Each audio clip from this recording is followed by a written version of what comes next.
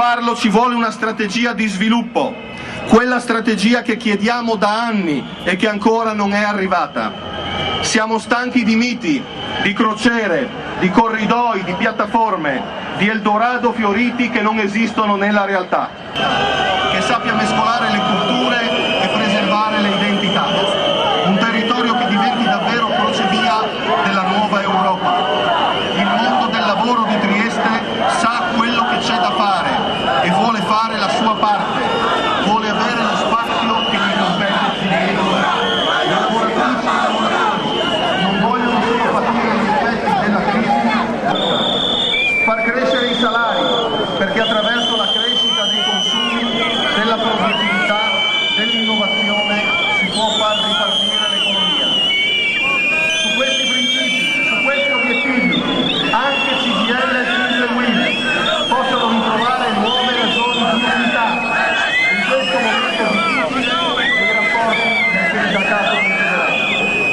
È per questo che abbiamo voluto con forza del sindacato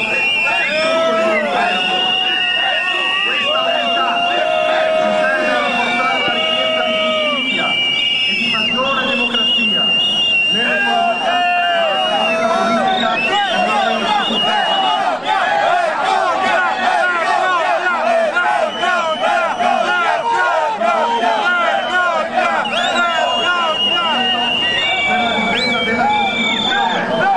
Che è impossibile in così poco tempo dimenticare quello che è successo in tutti questi mesi.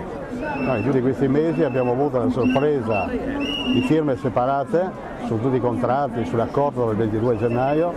Questo è un attacco pesante al mondo del lavoro e non è possibile, secondo noi, che possa stemperarsi in così poco tempo. C'è la necessità di recuperare un rapporto unitario ma su elementi di valore, non su elementi puramente rappresentativi o simbolici. Noi a questo punto abbiamo voluto ricordare i 3.650.000 lavoratori che hanno votato no all'accordo del 22 gennaio.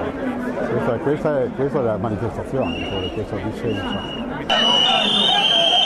Siamo da mesi impegnati come